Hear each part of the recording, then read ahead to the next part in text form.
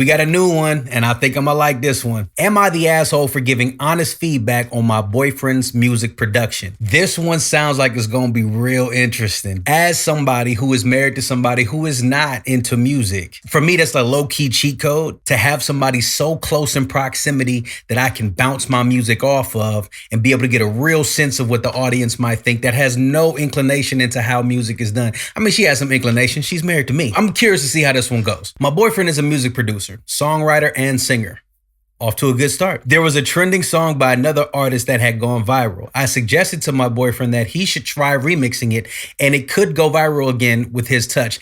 Already off top, I'm not calling her an asshole because she's thinking of his well-being. It's like, hey, it can go viral again if you do it. If nothing else, I don't know how good dude is, but if nothing else, she believes in you that much that she said, hey, you should do it, and I bet it go viral. That's battery in your back that you can't pay for. I mean, you could pay for it, but you getting it from a loved one. Off top, not an asshole. He agreed and created an amazing remix. I absolutely loved it. Again, you getting kudos and points.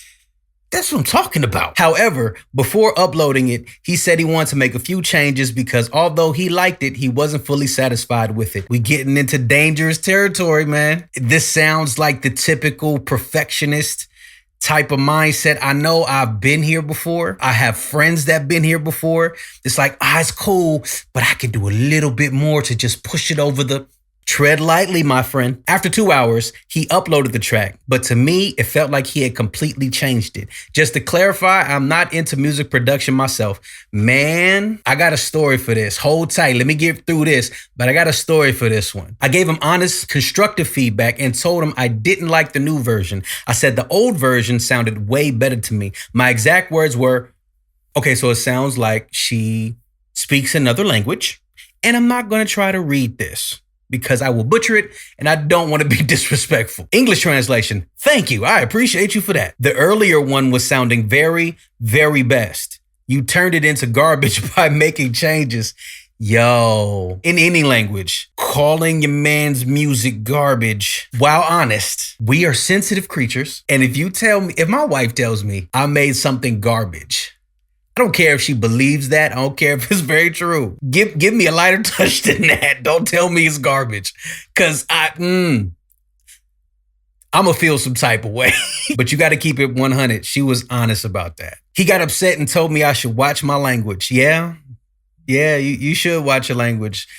Garbage? Damn. I was genuinely thinking from an audience's point of view, wanting the best outcome for him and maximum views. Again, I can't all the way, the garbage line, asshole, but I can't all the way call her an asshole because she is thinking for her man's best interest. If anybody, you want to hear that your stuff is garbage from your friends, your family, and your spouse.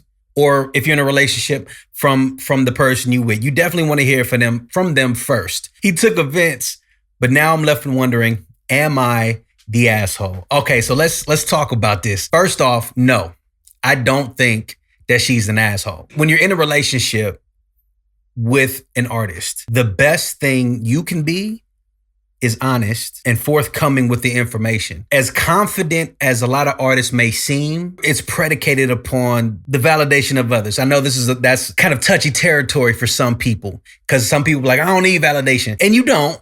But it's nice to have. And especially when it's coming from your spouse, your boyfriend, or your girlfriend. And to have it so close in proximity, you get a real sense. It also is a benefit that she is not into music herself. So she's right. It is a consumer's point of view that she is giving him. And that is a gem. One thing that we can do as artists, when we're in that creative mode, we can get lost in the sauce and forget the goal here. The goal is to have people who are not into music be entertained by this. Sometimes we make music where it's just for other musicians, but you got to know that going in or know that at the outcome. Like, okay, this ain't for everybody.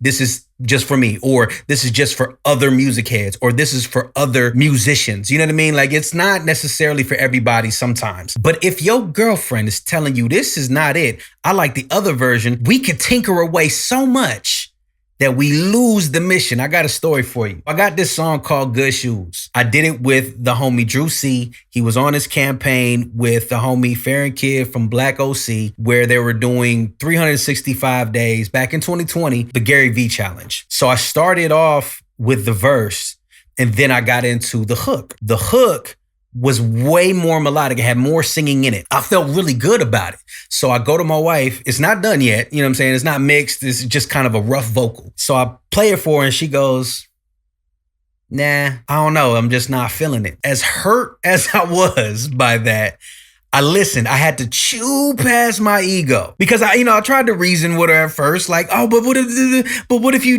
listen? But where I'm trying to go is, okay, it's not mixed yet, but none of that matters to the uninitiated. They hear it and it's like, I don't really like it. And you have to take that into consideration when you play it for people. It might not be done. It might not be mixed. It might not be at its full potential. But if off blush, they say, I'm not really feeling it. You got to peep game. In this life, you got to get up off your sensitivity kick because a lot of people are going to trash you.